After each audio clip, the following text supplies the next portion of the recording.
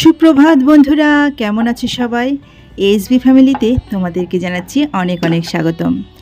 দেখো, সকাল সকাল আমি এখন লুচি ভাজছি। আর এত সকালে যে কেন লুচি ভাজছি সেটা তোমরা যারা নিয়মিত আমার দর্শক তারা কিন্তু এতদিনে জেনেই গেছো। এখন বাজে সকাল 7:30, আর এই লুচিটা তৈরি হচ্ছে মেয়ের টিফিনের জন্য। সকাল সকাল উঠে এই মেয়ের টিফিন করাটাও কিন্তু কম ঝামেলার কাজ নয়। 7:30 বেজে গেছে, মেয়েরও স্নান টান হয়ে গেছে। মেয়ে এখন ভাত খেতে বসেছে, আর আমি এদিকে তৈরি করছি লুচি। আজকে লুচির সঙ্গে যাবে আলু চচ্চড়ি। আলু চচ্চড়িটা করার উদ্দেশ্য হলো মেয়ে যাতে টিফিনেও নিয়ে যেতে পারে, আবার এদিকে ভাতের সঙ্গেও একটু খেতে পারে।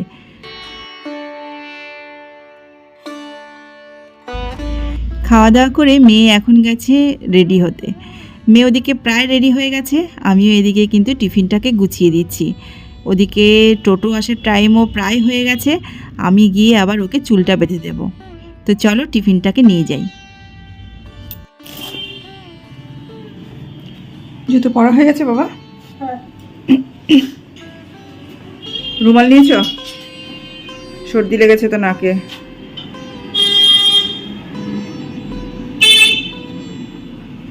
তো মেয়ে দেখো রেডি হয়ে গেছে, মেয়ে টোটো আসবে বলে ওয়েট করছে।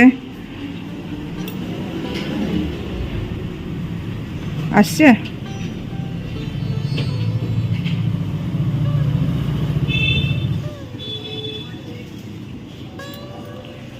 এই দেখো মেয়ের ব্যাগ, দেখেছো? এই ব্যাগটা যা ভারী, এদের যা বই, বাপরে বাপ, তোলাই কষ্ট।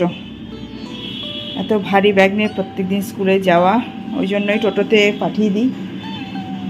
সাইকেল, এই দেখো মেয়ের সাইকেলটা যে পড়ে আছে, মেয়ে বড় হয়ে গেছে তাই সাইকেল ছোট হয়ে গেছে, তো এখন একটা বড় সাইকেল কিনে দিতে হবে। আমি বলছি যে একটু দেরি করেই কিনি, কেননা ওদের যা বইয়ের বোঝা, একটু শক্তপোক্ত হোক তারপরে ওকে সাইকেল কিনে দেওয়া হবে। সাইকেল কিনে দিলেই তো রোদে রোদে যেতে হবে, আর এখন টোটোতে আরামে যাচ্ছে, আরামে আসছে।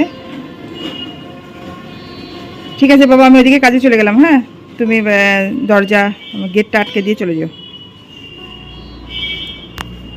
তো চলো বন্ধুরা, আমার প্রচুর কাজ বাকি আছে। আজকে বাজার থেকে এনেছে দেখো চাল কুমড়োর শাক, আর সাথে এনেছে চাল কুমড়ো।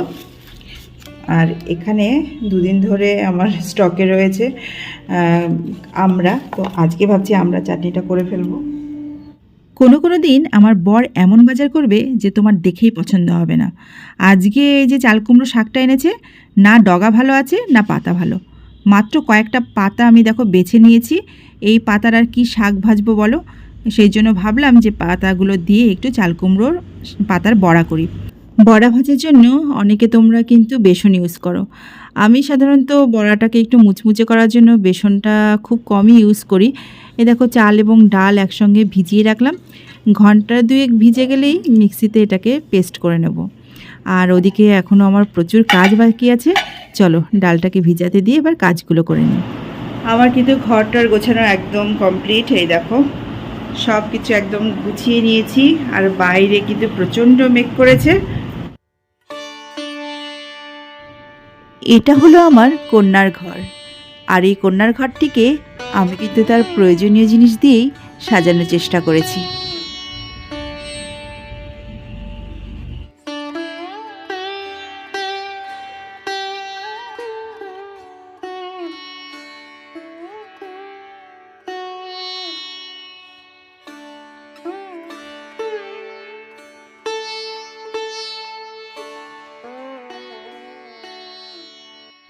বেলা এখন বেজে গেছে 3:15।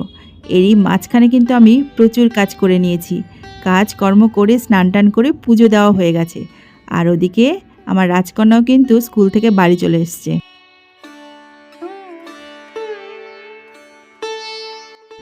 আমারও কিন্তু সব রান্নাগুলোই প্রায় হয়ে গেছে।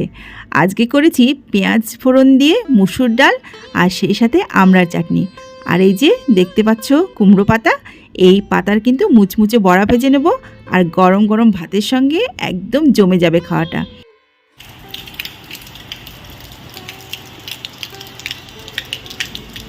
এই যে দেখতে পাচ্ছ কি দিন পড়েছে।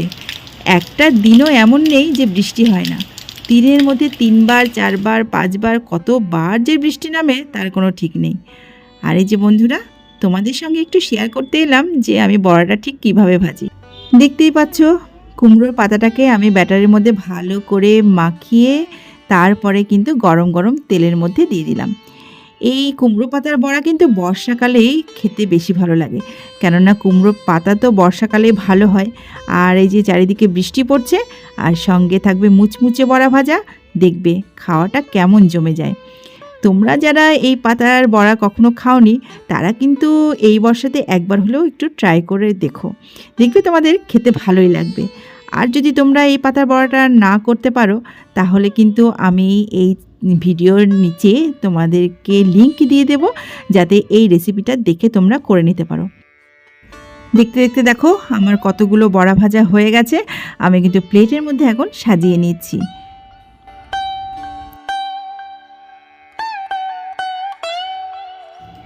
তোমরা হয়তো ভাবছো কি ব্যাপার, বড়া ভাজার পরপরই আবার ডিম টোস্ট কোথা থেকে আসছে।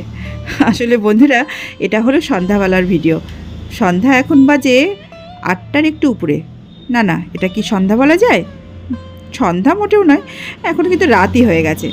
তো যাই হোক, এখন বাজে 8টার একটু উপরে। আর আমি এখন দেখো তৈরি করছি হলো ডিম টোস্ট। আমার বর বেচারা রাত 10টার আগে কোনো দিনই বাড়ি ফেরে না। আজকে যেহেতু বৃষ্টি নেমেছে তাই একটু সকাল সকাল বাড়ি এসছে। আর বাড়ি এসেই তার আমার কাছে আবদার যে আজকে নাকি ওনার ডিম টোস্ট খেতে ইচ্ছা করছে, আর সেই সঙ্গে চা। তো ডিম টোস্টে তাও যেন তেনভাবে তৈরি করলে হবে না। এই যে আমি যেভাবে তৈরি করছি, ওনার নির্দেশ হয়েছে ঠিক এইভাবেই তৈরি করতে হবে। আর এখানে দেখো বাড়ি থেকে দুধ পাঠিয়েছে, সেই দুধটা আমি জাল দিতে নিয়ে আবার সেটাকে উতলেও ফেলে দিয়েছি। তো এখানে দেখো আমি ডিম টোস্টটা তৈরি করছি। আর এই ডিম টোস্টটা একটু বেশি বেশি তৈরি হচ্ছে যাতে এটা খেয়ে আমাদের রাত কাবার হয়ে যায়। ওদিকে আমি বসিয়েছি চা, আর এদিকে হচ্ছে ডিম টোস্ট। তো চলো বন্ধুরা, এই ডিম টোস্ট খেয়ে আজকে রাতের খাবারটা একদম সেরে নিই। আর এরই সাথে আজকে ব্লগটা কিন্তু এখানে শেষ করছি। তোমরা কিন্তু কেউ হতাশ হও না, কালকে কিন্তু আমার নতুন ব্লগ আসছে, নিশ্চয়ই তোমরা সেটাও দেখবে। আজকে তাহলে এই পর্যন্তই। ভালো লাগলে কিন্তু অবশ্যই আমার চ্যানেলটিকে সাবস্ক্রাইব করে নিতে ভুলো না। আর পাশে থাকা বেল আইকনটি অবশ্যই প্রেস করে দিও, যাতে আমার ভিডিও ছাড়লে তোমাদের কাছে নোটিফিকেশন পৌঁছে যায়। আজকে তাহলে এই পর্যন্তই। সবাই ভালো থেকো, সুস্থ থেকো। আজকের মতো টাটা।